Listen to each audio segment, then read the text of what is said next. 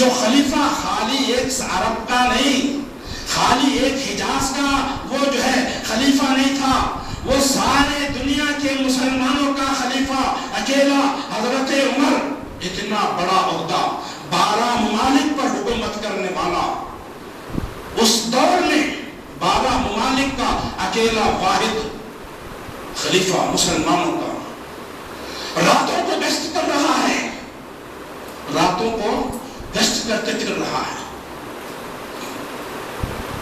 ایسی حکومت لاؤ، کون ہمارا منسٹر راتوں کو گشت کر رہا ہے، ووٹ مانگنے آتے ہیں، اس کے بعد پھر 5 سال تک پھر وہ ہمارے آنکھوں کو نظر نہیں آتا۔ تم کون سی حکومت چلانا چاہتے ہو؟ کون سا کامن سول کوڈ تم بنانا چاہتے ہو؟ عمر جیسی حکومت لاؤ، الحمدللہ کرپشن ختم ہوگا، مرڈر ختم ہوگا، یہ زنا ختم ہوگا، یہ چوری ختم ہوگی، ظالم ظلم کرنا بند کر دے گا، مظلوم کو جو ہے اس کا جو ہے حق دیا جائے گا، ظالم کو سزا دی جائے گی۔ یہاں ظالم کو چھوڑا جاتا ہے، مظلوم پہ ظلم کیا جاتا ہے۔ ارے مسلمان مظلوم ہے، مظلوم ہے، تم مظلوم پر اور ظلم کر رہے ہو۔ مسلمان مظلوم ہے، ان کے اوپر اتنا ظلم مت کرو۔ یہ ہندوستان کے مسلمان، یہ شانہ بشانہ چلنے والے، ہندوؤں کے ساتھ شانہ بشانہ چلنے والے، کیا مسلمانوں نے قربانیاں نہیں دی اس دیش کی آزادی کے لیے؟ کیا مسلمانوں کے نام آپ کے ذہنوں سے نکل گئے؟ مسلمانوں کو جو ہے، مسلمانوں کی جو ہے یہ حب الوطنی پر جو ہے تم سوالیہ نشان لگاتے ہو؟ مسلمانوں نے اس ملک کے خاطر جنگیں لڑی، اور اس انگریزوں کے دور میں جو مسلمان، جو علماء بتایا جاتا تقریباً 50,000 علماء کرام نے پھانسی پہ چڑھ کر کے پھانسی کے پھندے کو چوما تھا، یہ مسلمان تھے۔ مسلمانوں کو قتل کیا گیا، پھانسی پہ لٹکایا گیا اس دیش کے خاطر۔ ان کو جو ہے ٹیررسٹ کہا جاتا، دہشت گردی کا جو ہے کلنک ان کے نام پہ لگایا جاتا۔ کیا پریشانی ہے آپ لوگوں کو؟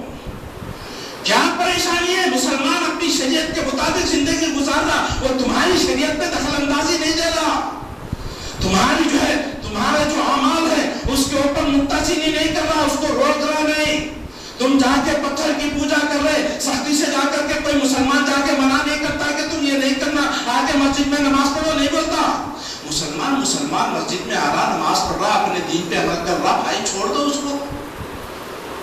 یہ ملک میں سارے لوگ ملے ہوئے ہیں، آپ دوسرے ملکوں کی بات کہتے ہو، دوسرے ملکوں کا حساب یہاں پہ نافذ نہیں کر سکتے۔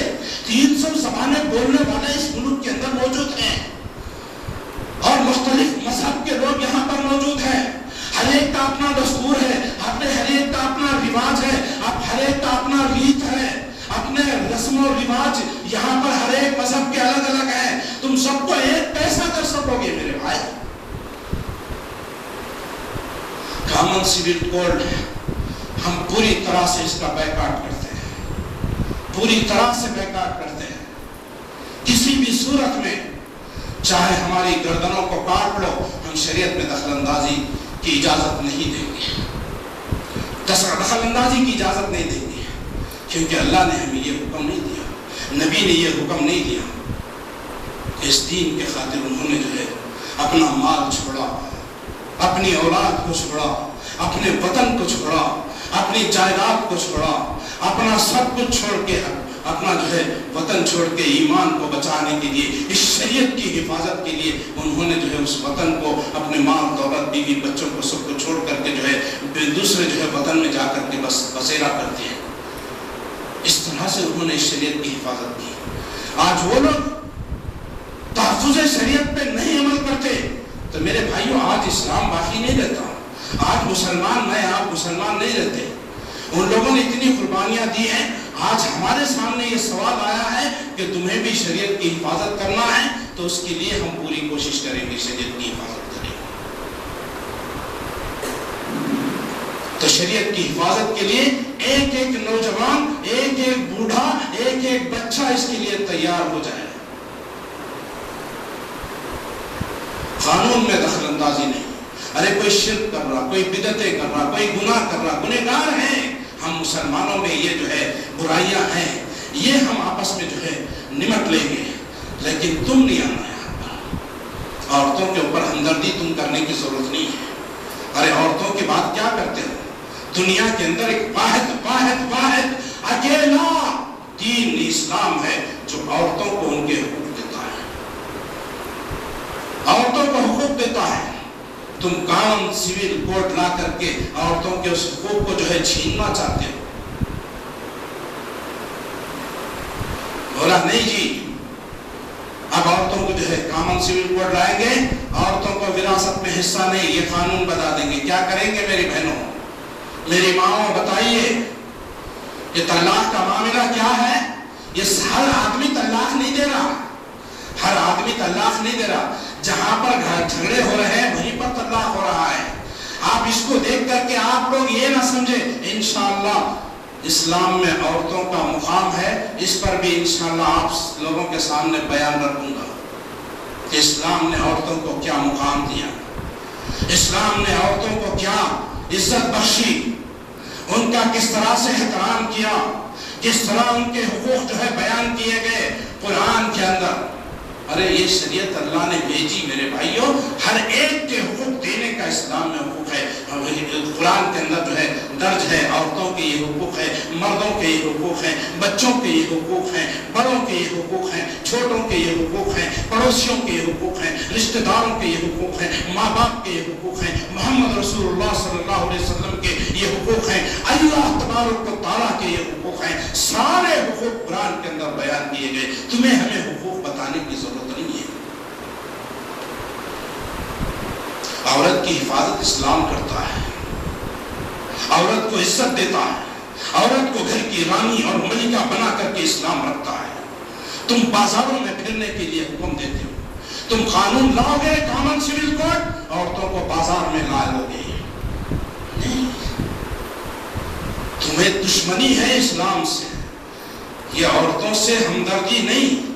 اسلام کو مٹانا اصل مقصد ہے، اسلام کی تعلیمات کو مٹانا اصل مقصد ہے۔ اسلام کو دہشت گردی کا نام دے کر کے عورتوں کے حقوق چھینتا ہے۔ یہ بیکار کی باتیں کر کے جو ہے تم جو ہے اسلام کو بدنام ختم کرنا، تمہارا پکارا ہے کہ ہم اسلام کو یہاں پر ختم کر دیں گے، یہ تمہاری آواز ہے۔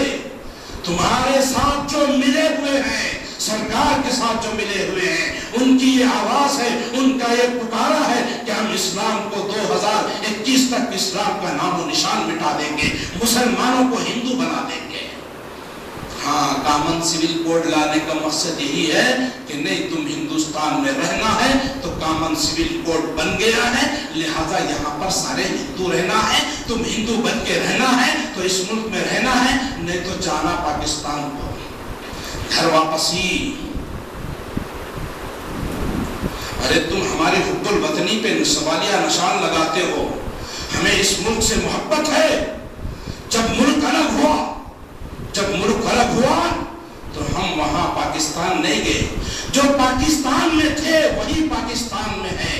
ہمیں اس ملک سے محبت ہے، اسی لیے یہاں پر ہمارے باپ دادا، ہمارے اجداد، ہمارے اکابر یہیں پہ رہے اور ہمیں یہیں پر جو ہے ہمیں مرنا ہے۔ اسی زمین میں ہم پیدا ہوئے، اسی زمین کے اندر ہمیں دفن ہونا ہے۔ کامن سول کوڈ، مسلمان کو لے جا کے مرنے کے بعد کیا جلانے کا حکم لگاؤ گے؟ یا جلانے والوں کو لا کر کے دفن کرنے کا حکم لگاؤ گے؟ کیا لگاؤ گے؟ پہلے یہ لسٹ تو دو بھائی، ہم یہ کامن سول کوڈ بنانا چاہ رہے ہیں، اس کے اندر یہ کام ہوں گے، پہلے لسٹ تو بتاؤ۔ لسٹ نہیں، کچھ نہیں، ہم کامن سول کوڈ بنا دیں گے۔ پہلے بتا دیے تو کہاں سے ہوتا؟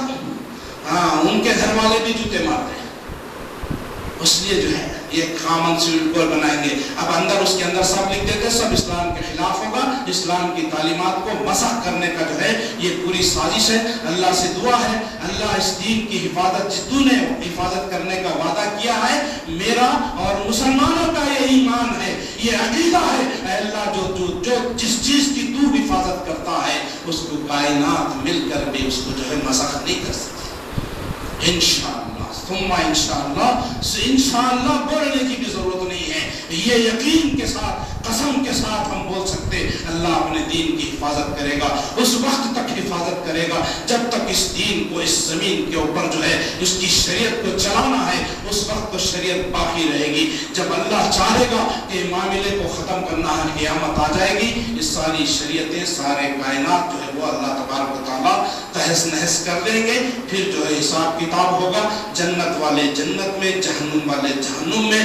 بھائی کافروں کے لیے تو پکا ہے وہ جہنم ہے، تم جو ہے ظلم کرو تو بھی جہنم ہے، تم کفر میں رہ کے ظلم نہیں کرو تو بھی تم جہنمی ہے۔ الحمدللہ مومن وہ ہے، مسلمان وہ ہے جس نے اللہ کے ساتھ شرک نہیں کیا۔